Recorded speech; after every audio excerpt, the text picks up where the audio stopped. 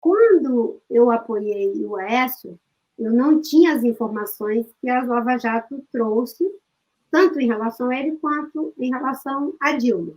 É claro que todo mundo sabia que esses grandes partidos sempre têm algum tipo de problema, mas isso não estava posto naquele contexto.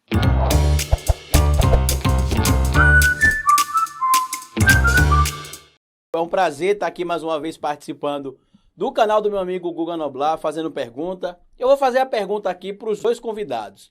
A minha primeira pergunta vai para Marina Silva. Eu queria parabenizar o seu trabalho, a sua história, mas eu queria fazer uma pergunta, Marina.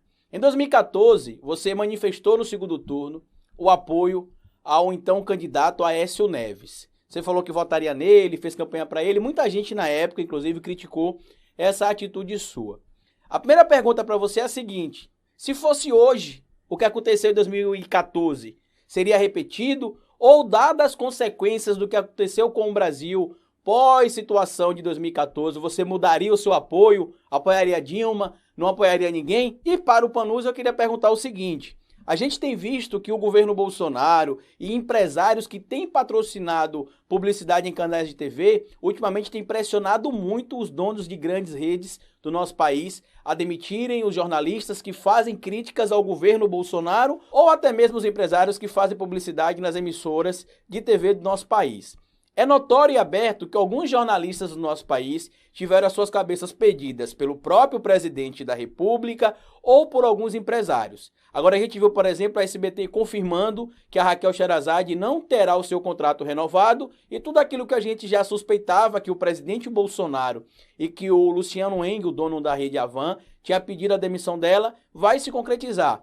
No seu caso aconteceu algo similar, Panunzio. Eu queria que você explicasse como é que você se sentiu ao saber que, apesar de ser um grande apresentador, apesar de estar entre os maiores âncoras desse país, você acabou sendo demitido do seu emprego, que executava de forma extremamente profissional e qualificada, basicamente por questões políticas. Grande abraço. Carlito, historiador, indo direto no ponto. A pergunta para a Marina, então, começando pela Marina, se arrepende de ter apoiado o Aécio, e depois o Panunzio explicando aí a perseguição que ele sofreu. O Panunzio, que hoje é taxado de extrema imprensa, assim como eu.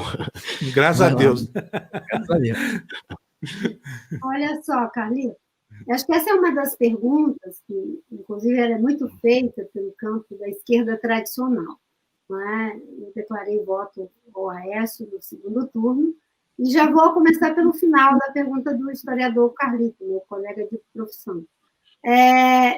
Quando eu apoiei o Aécio, eu não tinha as informações que a Lava Jato trouxe, tanto em relação a ele quanto em relação a Dilma. É claro que todo mundo sabia que esses grandes partidos sempre têm algum tipo de problema, mas isso não estava posto naquele contexto. Hoje, com certeza, nenhum dos dois teria o meu voto, até porque a Lava Jato comprovou que PT, PMDB, PSDB, DEM e todo esse condomínio estava envolvido no Petrolão. A campanha da Dilma, quando você soma o que foi declarado com o Caixa 2, dá R$1 bilhão a campanha da Dilma. A campanha do Aécio tem também o que foi declarado e o que foi Caixa 2.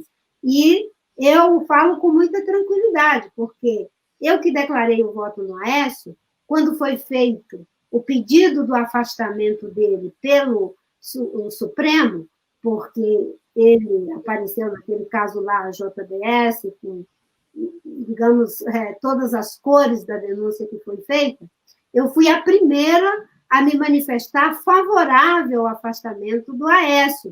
Agora, contraditoriamente, né, os petistas e a esquerda tradicional, que tanto me critica, fizeram uma carta em apoio à permanência do Aécio para que o Aécio não fosse afastado. Eu imagino que era algum tipo de cumplicidade lavajatista, mas eu não tenho esse tipo de cumplicidade. E eu digo com toda tranquilidade, hoje não manifestaria o meu voto nem a um e nem a outro. Até porque a Dilma, para quem não esquece, foi a inventora das fake news, junto com o João Santana. Todo mundo fala de fake news, fake news, fake news, mas elas foram inauguradas no Brasil em 2014 pela Dilma, o João Santana, contra mim.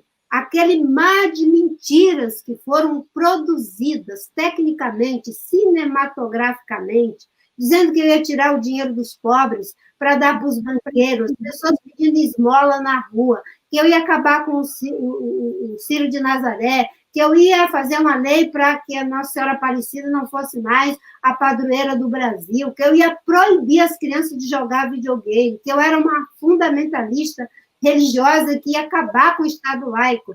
Essas mentiras todas, não é? Existe um grupo tão autoritário da esquerda que deseja que, depois de todo aquele massacre que me foi feito, eu ainda sacralizasse essas pessoas como se elas fossem o supremo bem, a suprema verdade, e que nós, os servos, deveríamos render graças a eles. Eu não vejo política como fundamentalismo. Eu vejo política como um espaço de ideia, de verdade, e não sacralizo ninguém. Se o Aécio errou, tem que pagar pelo crime que cometeu. Se a Dilma errou, se o PT errou, quem quer que erre, inclusive eu, se errar. Pessoas virtuosas criam instituições virtuosas para lhes corrigir quando falharem em suas virtudes. É assim que eu vejo a política e pode ter certeza, eu fui a primeira a me manifestar para que o Aécio fosse afastado. E o PT foi um dos primeiros a fazer uma carta pedindo para que o Congresso não o afastasse. Cumplicidade lavajatista. Cumplicidade lavajatista. Pancada da Marina.